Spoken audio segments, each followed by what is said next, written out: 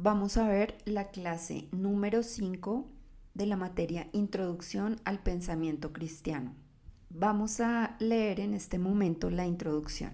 Informar al estudiante acerca de las escuelas y tendencias históricas más significativas en el campo teológico, resaltando sus aportes más valiosos y advirtiendo a su vez sobre los peligros que entrañan para la ortodoxia cristiana, con la intención de establecer una teología integral que incorpore en un solo sistema teológico todas las contribuciones dignas de consideración de los demás sistemas y tendencias teológicas previas y contemporáneas.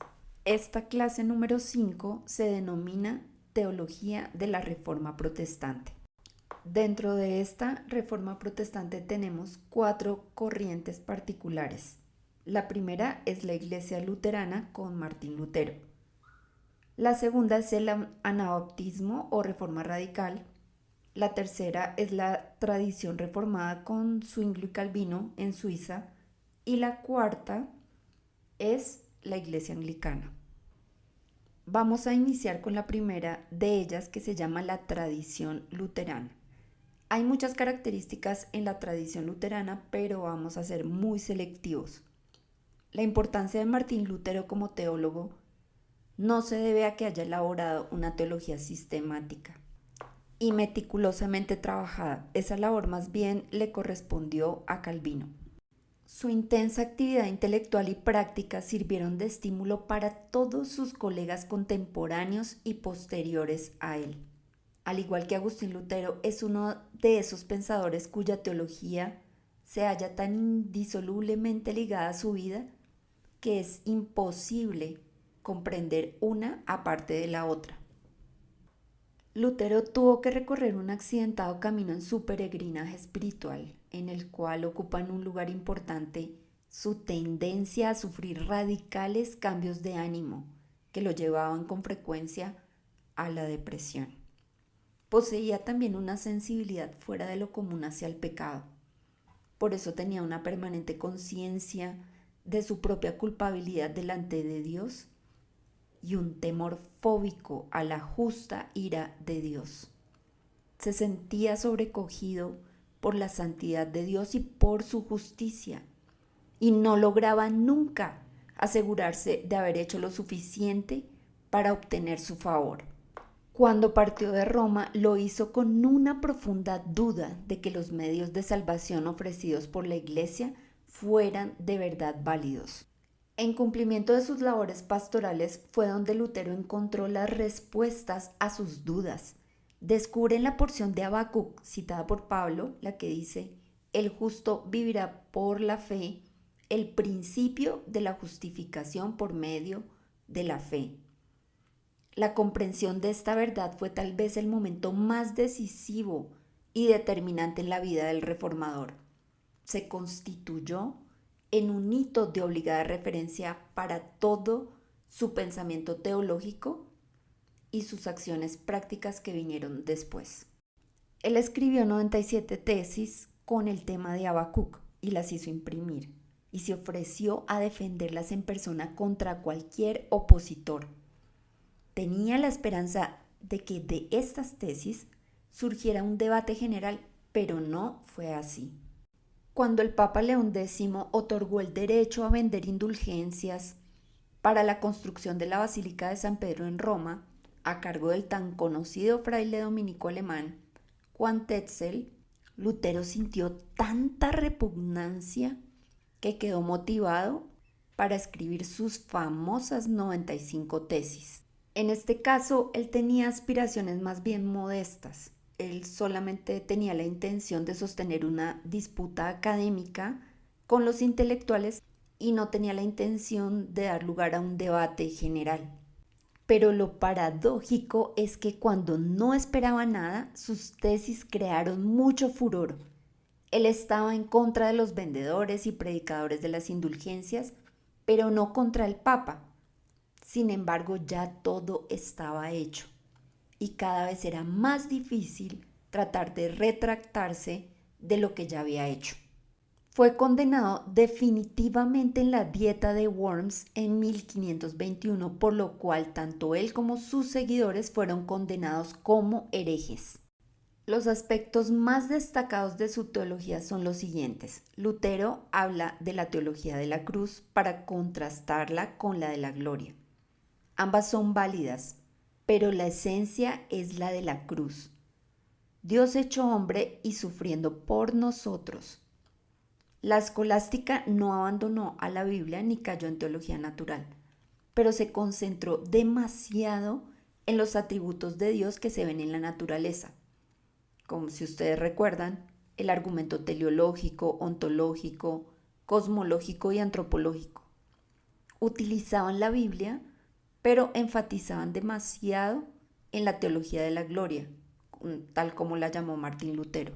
Entonces los escolásticos se quedaron allí, pero en realidad esta teología de la gloria debe estar subordinada a la cruz. La teología de la Reforma critica mucho a la escolástica del final, a la escolástica de Juan Duns Scott, porque tenía unas sutilezas muy marcadas. Lo más importante para Lutero es el sacrificio hecho por Cristo. Los atributos de Dios no alcanzan a mostrar lo que hace Jesucristo en la cruz. Vamos a ver ahora su concepción de la palabra de Dios. No la limita solamente a la Biblia, porque la Biblia es una de las formas de la palabra de Dios, pero no es la única. Él habla de la palabra de Dios hecha hombre, que es Jesucristo, la palabra creada, que es la creación, y la palabra dicha, que sí es la Biblia en sí misma. En cuanto al tercer punto, que es esquema ley y evangelio, vemos que él sigue este esquema en todos sus escritos. Él saca este esquema de la Biblia. Dice que todo esto afecta a la predicación, ya que todo sermón debe contener ley y evangelio, que hable de nuestra condición pecaminosa, pero también la manera en que vamos a ser perdonados. Vemos que la ley es toda porción de la Biblia que me lleve a confrontar con mi naturaleza pecaminosa para que yo pueda ver la redención. Todo lo que saque mi pecado a la luz es ley. Cuando confrontamos nuestro comportamiento con la ley, sale a la luz nuestro pecado. Estos pasajes los encontramos en el Antiguo y también en el Nuevo Testamento. A veces pensamos que la ley es del Antiguo Testamento y el Evangelio del Nuevo Testamento. Él quiere acabar con esto y por eso plantea su esquema ley y evangelio.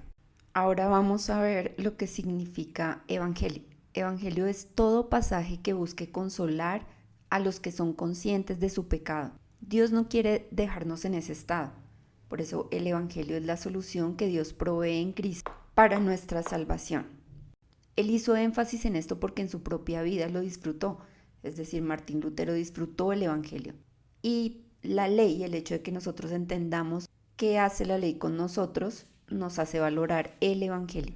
Los pastores hacen esto en las predicaciones. No todo puede ser ley, condenatorios, dándole palo a la gente, porque esto no cumple el proceso evangelístico.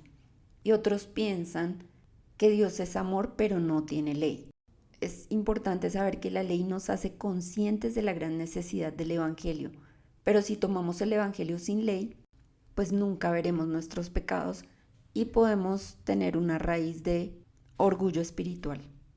El cuarto punto es sobre la eclesiología. Con Martín Lutero la eclesiología cambia, porque la iglesia se definía por los que practicaban los sacramentos y los que tenían membresía. Todos asistían y se sometían a la autoridad. Sin embargo, él reformó la concepción que tenían de iglesia. Él decía que la iglesia son todos los que escuchan. Él apartaba los sacramentos.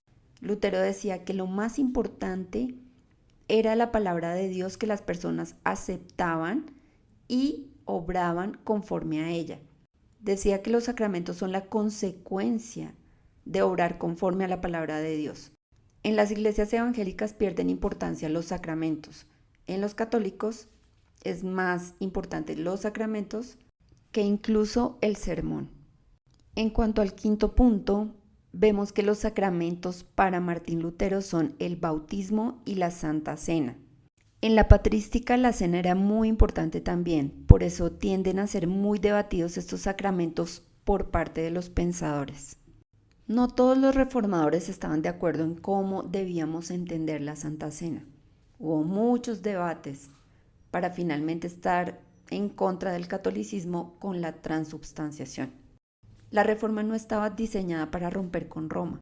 Lo que Lutero quería era reformar, pero no romper. El punto en que no se pudieron poner de acuerdo en ambas tradiciones, pero en las tradiciones protestantes, es decir, la luterana y la reformada con Zwinglio y Calvino, fue precisamente en la Santa Cena. En aquella época habían 4 posiciones. La primera es la del catolicismo con la transubstanciación. Ellos dicen que es la transformación de la sustancia que se convierte en cuerpo y sangre verdadero. Luego viene la posición de Zwinglio, que se iba al otro extremo. Decía que era un simple recordatorio, un memorial solemne de lo que había pasado en la cruz. Era un simple acto para recordar y para evocar el hecho en el pasado. También está la posición de Lutero. Él tenía mucha cercanía con Roma. Él consideraba que la transubstanciación no se podía confirmar con los sentidos, ya que para él el pan era pan y el vino vino. Decía que no se podía sostener que eso sucediera literalmente. Entonces propuso otra manera que se llama consubstanciación, es decir, que junto con el pan y el vino está el cuerpo y la sangre de Cristo. Cuando se consagran, aparece al lado, de alguna manera, el cuerpo y la sangre de Cristo. No es que lo uno se transforme en lo otro. Por último está la posición de Calvino. Él reconocía un memorial. En el pan y el vino hay una presencia real de Jesucristo, pero es una presencia espiritual que no es literal. Estos elementos convocan una presencia de Cristo de una manera más especial que en otros momentos. La posición de Casarroca está con Calvino, y la que se impuso finalmente en la tradición reformada fue la postura de Calvino. Por otro lado, dentro de estos sacramentos, Lutero mantuvo el bautismo de los niños. Vemos que en el catolicismo a los sacramentos los consideran un medio de gracia. Ellos creen que los sacramentos hacen un efecto que opera por sí mismo, es decir, piensan que los sacramentos tienen poder en sí mismos. Por eso vemos que bautizan a los niños recién nacidos para que no les dé ninguna enfermedad. Por último, vemos que Lutero es el corazón de la Reforma, sin embargo, Calvino es el cerebro de la Reforma. Lutero no era un sistematizador de la doctrina, se veía obligado a hacer doctrina por la coyuntura en la que vivía, pero Calvino es quien desarrolla toda la doctrina. Su obra magna es la institución de la religión cristiana. Ahora veremos el otro grupo protestante que se llama la tradición reformada. A este grupo pertenecen Zwinglio y Calvino. El primer punto de la tradición reformada es la doctrina de la providencia. La providencia es el ejercicio de la soberanía, lo que Dios quiere para el beneficio de su creación. Todo sucede porque Dios así lo determina. Sabemos que Dios es soberano y Él hace lo que quiere. No sucede nada que Él no haya determinado. Hay una causa primera que es Dios y Él no utiliza las causas segundas. Pero Dios también se sirve de las causas segundas, aun de manera indirecta. Cuando el diablo actúa, Dios se sirve de ello y lo puede permitir. Ni siquiera Satanás puede hacer lo que se le antoje. El segundo punto es la doctrina de la predestinación, que viene derivada de la providencia. No es solo de Calvino, la predestinación ya es bíblica. Se ubica allí por la manera en que Calvino la entendió de manera muy polémica, la doble predestinación. A muchos les pareció que esa doctrina eliminaba el libre albedrío. Muchos tienen prevención contra Calvino porque lo más preciado es nuestro libre albedrío. No somos títeres y entonces nos rebelamos en contra de todo esto. La predestinación es el ejercicio por parte de Dios para hacer segura la salvación de los que Él escogió. Los arminianos, en cambio, se separaron de esta postura. Entonces podemos ser arminianos o calvinistas. Por un lado, Arminio decía que Dios elige a los salvos con base en la presciencia. La presciencia es ver antes que ocurra yo ya lo sé. Entonces Arminio hablaba de la presciencia de Dios Padre. Para Arminio, la condición determinante para la salvación es la fe del creyente. Él decía que Dios ratifica una decisión humana, es decir, que nosotros decidimos mucho tiempo atrás. Dicen que mi capacidad de elegir hace que Dios me elija. Pero para Calvino, la segunda postura, la condición determinante para la salvación es la gracia. Creemos por igual en la soberanía de Dios y en el libre albedrío. No sacrificamos a ninguna, sino que son complementarias. En los calvinistas Dios se lleva todo el crédito. Vemos en Efesios 1, 5, 6. No me escogieron ustedes a mí, sino que yo los escogí a ustedes. La fe es una condición necesaria para la salvación.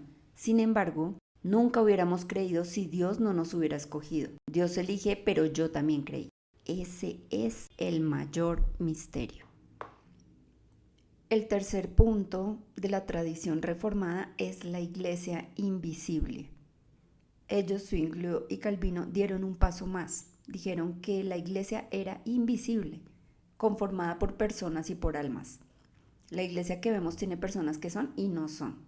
Existe también la mala hierba.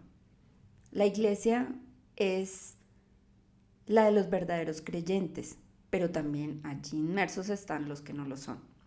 La iglesia invisible se verá únicamente cuando Cristo regrese.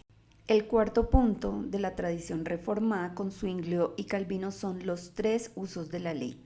Martín Lutero le restó un poco de importancia a la ley, porque no estaba de acuerdo en hacer o en enfatizar tanto en el hecho de hacer obras. En cabeza de Calvino y Zwinglio se equilibra todo esto. Dicen que la ley tiene tres usos. El primer uso es un uso pedagógico, es decir, que la ley revela a los hombres su pecado, su impotencia, su orgullo. Pone en evidencia nuestro pecado.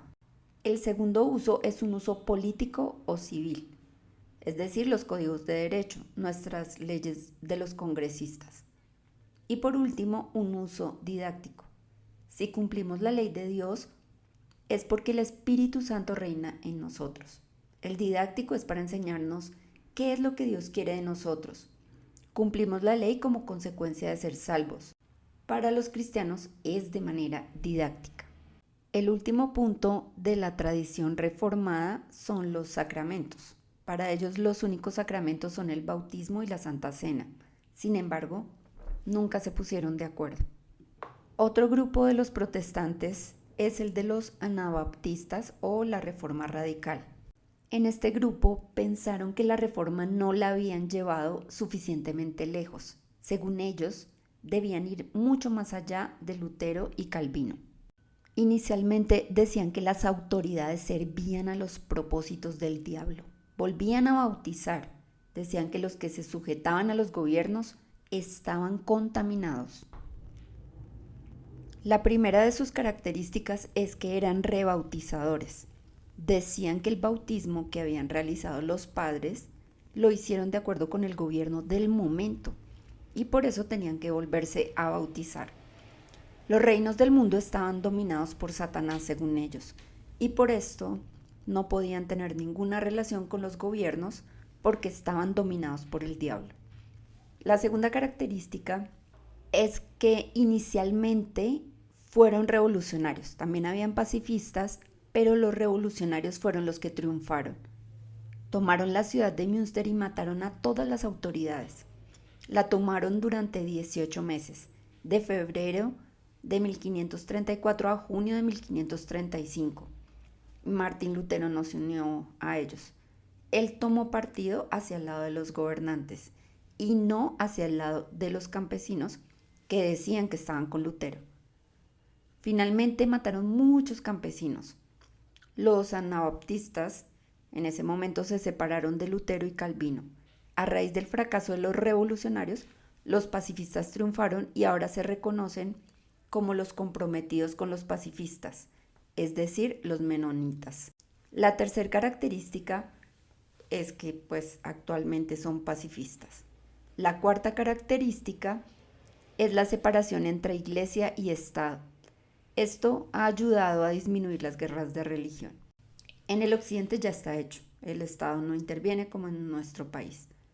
Los anabaptistas fueron los primeros que lo intuyeron, aunque evidentemente no lo hicieron de la manera correcta. El último grupo que encontramos dentro de los protestantes es la Iglesia Anglicana. Enrique VIII es conocido por 6 esposas, pero las 4 últimas no son tan importantes para este caso. Las 2 primeras fueron Catalina de Aragón y Ana Bolena. El Papa no quería indisponerse con Carlos V, por ello no le autorizaba el divorcio con Catalina de Aragón. Catalina de Aragón era la viuda de su hermano. Él tenía problemas de conciencia y tal vez se imaginaba que por esto no tenía hijos varones. Cuando el Papa no le concedió el divorcio por la relación que tenía con Carlos V, Enrique comenzó a tomar medidas para tener una iglesia aparte. Se divorció de Catalina y se casó con Ana Bolena y rompió con Roma. El que dirigía la iglesia en Inglaterra de aquella época no era el Papa, sino el rey. Entra en escena Thomas Cranmer, quien era un reformador con muy bajo perfil que se aprovechó de la situación y comenzó la reforma en Inglaterra. Cuando la hija de Catalina llegó al poder, María Tudor, mata a Thomas Cranmer para devolverse al catolicismo en honor a su madre, Catalina de Aragón. Lo obligaron a firmar en contra de su fe. María la Sangrienta ejecutó en 10 años lo mismo que la reina Isabel en 50 años. Isabel es la que le da la forma final al anglicanismo allí en Inglaterra. Las características de la iglesia anglicana son, primero, el libro de oración común en donde se veía la forma del protestantismo. La segunda característica son los 39 artículos. Fue un documento final que hizo a la iglesia anglicana protestante en su doctrina. Las formas son afines con los católicos, pero la doctrina es protestante moderada, más cercana a los católicos. Mantiene el gobierno típico de los romanos. La tercera característica es el gobierno episcopal diocesano, con el rey como cabeza y el arzobispo de Canterbury como la cabeza eclesiástica. La cuarta característica es que no les gustó a los puritanos. Según ellos, no era la forma de gobierno que Dios quería. Exasperaron tanto a la reina que salieron perseguidos hacia Estados Unidos en el barco Mayflower. Salieron los presbiterianos, cuáqueros, bautistas y congregacionales. Muchas gracias por su atención y nos seguimos viendo en el camino.